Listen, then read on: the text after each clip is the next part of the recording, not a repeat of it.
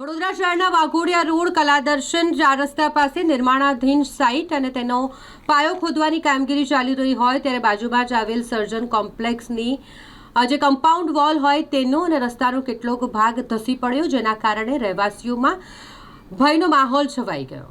આ રીતે જ્યારે પાયો ખોદવાની કામગીરી ચાલી રહી હોય તેના કારણે બાજુના કોમ્પ્લેક્સની કમ્પાઉન્ડ વોલ અને રસ્તાનો ભાગ ધસી પડ્યો, એટલે સર્જન કોમ્પ્લેક્સમાં રહેતા જે રહીશો છે તેઓએ રોષ પણ વ્યક્ત કર્યો છે અને હાલ તેઓમાં ભય ફેલાયો છે। આ અંગે કાઉન્સિલર આશિષ જોશી, જેમને જાણ થઈ તેમ પણ આ વિસ્તારના નાગરિક હોય એટલે તેઓ તાત્કાલિક ત્યાં પહોંચ્યા અને આ અંગે તેમના દ્વારા નિર્ભયતા શાખાને અને ફાયર ડિપાર્ટમેન્ટને જાણ કરવામાં આવી, એટલે ફાયર ડિપાર્ટમેન્ટની ટીમ અને નિર્ભયતા શાખાની ટીમ તાત્કાલિક ત્યાં પહોંચી કામગીરી અટકાવી દેવામાં આવી અને સાથે જ રહીશોને ત્યાંથી ખસી જવા માટે જોખમી સ્થળથી લોકોને દૂર રહેવા માટેની હાલ પૂરતી અપીલ કરાઈ છે। આ ઘટના થતાની સાથે જ લોકટોળા એકત્રિત થઈ ગયા હતા। પાણીગેટ પોલીસની ટીમ ઘટના સ્થળે પહોંચી ગઈ। સર્જન કોમ્પ્લેક્સ સહિતના પાસેના કોમ્પ્લેક્સમાં રહેતા નાગરિકોએ આક્ષેપ કર્યા છે કે 2 દિવસ પહેલા પણ આ કામગીરીને લઈને અમે ડેવલપર બિલ્ડરનું ધ્યાન દોર્યું હતું, જો કે તે બાદ પણ યોગ્ય રીતે કામગીરી હાથ ધરવામાં ન આવી અને આજે આ દુર્ઘટના થઈ છે। તેઓના ઘર ધ્રુજી ગયા હતા। આ દુર્ઘટના વેળાએ જીવના જોખમે તેઓ ત્યાં રહે છે તેવું તેમને પણ લાગી રહ્યું છે।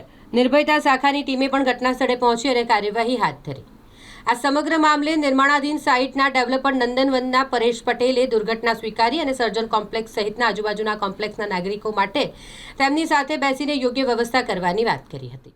બે ત્રણ દિવસ પહેલા ત્યાં અહીંયા તિરાડ પડી ગઈ હતી, બધા એના જ ચિંતામાં હતા। આજે સવારે જોયું તો આખી દિવાલ બધું નીચે આવી ગઈ। કેટલા વાગ્યાનો બનાવ છે? બન્યો હશે કેટલા થઈ ગયા? હા, 1 કલાક પહેલા, એટલે સમય 10 વાગ્યાની આસપાસ બન્યો આવે। હા, બધા દુકાનમાં બેઠા હતા અને નીચે પડી ગયું। તો કોઈને જાણ કરી? ફાયર વિભાગ કે કોઈ? હા, ફાયર વિભાગ જાણ કરી છે। એ લોકો કે અમે આવીશું, જરૂર પડે તો આવવાના છે। હા। જેમની દુકાન છે ઓલરેડી એમનું નુકસાન થઈ જ ચૂક્યું છે ત્યારે। જેમની દુકાન અત્યારે છે અત્યારે કેટલી દુકાનો નીચે સારું પડી? હતું કે 2-3 જણ નહોતા એની અંદર। હા, અમુક તો દુકાન બંધ કરી આવવાના હતા, એ ટાઈમે થઈ ગયો। હા, આ કોની સાઈડ છે? સાઈડ હવે ખબર નથી, પણ પૈસાવાળાની સાઈડ કેટલા ભાઈ જો અહીંયા ઊભા છે ત્યાં, હા, એ બિલ્ડર છે ભાઈ। હવે ભય લાગી રહ્યો છે અત્યારે રહેવાનો? લાગી રહ્યો બધી દિવાળ એક પાર્ટ આખો નીચે આવશે એવું લાગી રહ્યું છે।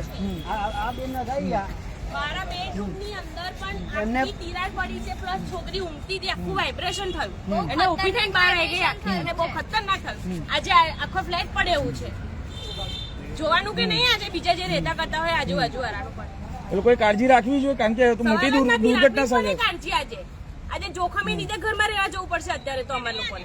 અને જેવી સાઈડ પડી છે અમરવાડી જ પડી છે આ બાજુ। અમારા ઘરમાં પણ એકદમ ખતરનાક તિરાડ પડી ગઈ। તમે જોઈ શકો અને ઘરમાં પછી કશું થયું તો પછી જવાબદાર કોણ લેશે? અને આ બધો પ્રોસેસ એમના ઉપર જ જશે, જે બી થશે એ બધો ખર્ચો એમને જ કરવો પડશે।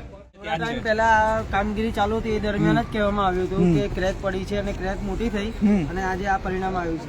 એ બાબતે બિલ્ડરને ટકોર કરવી પડશે અને એને સાવધાનીપૂર્વક કામ કરવું પડશે। હા, બીજું બધું પહેલા પહેલા તમે એમને જાણ કરી હતી? હા, વાત થઈ હતી અમારી। હા, જે કોન્ટ્રાક્ટર અહીંયા કામ કરતો હતો સુપરવાઇઝર, એને પણ જણાવ્યું હતું અને એ કીધું કે અમે વાત કરી છે।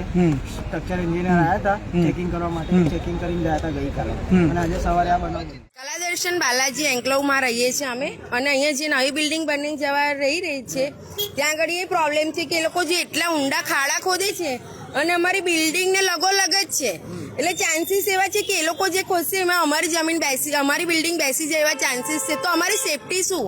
કાલુટે કઈ થશે તો આ બિલ્ડર અમને સપોર્ટ કરશે, એનું અમને ટેન્શન છે। તો હવે શું કરશો? આગળ શું, કેવી રીતે? એટલે અમે એવું ઈચ્છીએ છીએ કે બિલ્ડર અમને બધાને સપોર્ટ કરે અને કંઈક અમારું બી સારું થાય તો વધારે સારું, કારણ કે ઓલરેડી અમારી બિલ્ડિંગને 25 અવર્સ થઈ ગયા છે, તો રીડેવલપમેન્ટમાં જઈ શકે એવું છે। તો જો કદાચ એ રીતે પણ અગ્રી થતા હોય તો એમને પણ થોડા બેનિફિટ છે ને અહીંની આમ જનતાને બી થોડો એનાથી બેનિફિટ લાગી રહ્યો છે અત્યારે?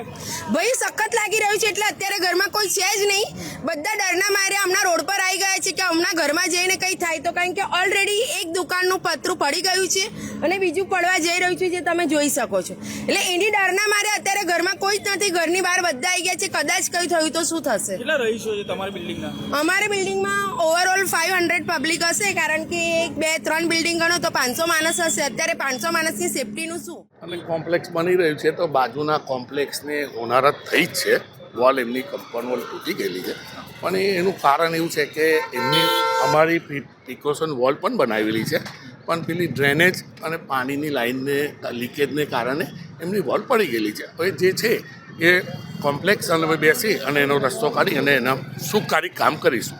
આની પહેલા પણ તમને રજૂઆત કરી હતી આ લોકોએ કે આવું કંઈ? ના હવે શું કહેશો, કેમ કે 3 કોમ્પ્લેક્સ બેસી જવાની વાત આ લોકો કહી રહ્યા છે, એવું કંઈ લાગી રહ્યું છે? ના કોઈ દાડો બેસે જ નહીં સાહેબ, કોઈ દાડો ના બેસે. આપનો પરિચય? પરેશભાઈ પટેલ. તો અમે અહીંયા પાણીગેટ ફાયર સ્ટેશનથી તાત્કાલિક ઘટના સ્થળે પહોંચી આવ્યા છીએ. બાકી બિલ્ડિંગમાં એવું લાગે છે તિરાડો પડી છે, ક્યારે પડી એવી નક્કી નથી. તો કોમ્પ્લેક્સમાં જેટલા માણસો રહે છે એમને બધાએ ઉતારી નાખ્યો છે અને બીજા કોઈને ઉતારવાની પ્રક્રિયા ચાલુ છે. અન્ય પણ બિલ્ડિંગો છે એ જ પરિસ્થિતિમાં છે, તો બધાને ખાલી કરાવવામાં આવશે? હા, તો એ નિર્ભય શાખાને વાત કરી છે, એ આવે જ છે હમણાં. એ જેવી રીતે પ્રોસેસનું કહેશે અને બીજું સાહેબ પણ ઉપરથી આવે છે, અમારા સાહેબો પણ આવે છે, એમને વાત કરી તો જેવી પ્રોસેસ હશે એ આગળની પ્રક્રિયા કરવામાં આવશે. શું નામ છે? મારું નામ હરિલાલ મહેશ્વરી, પાણીગેટ ફાયર સ્ટેશન.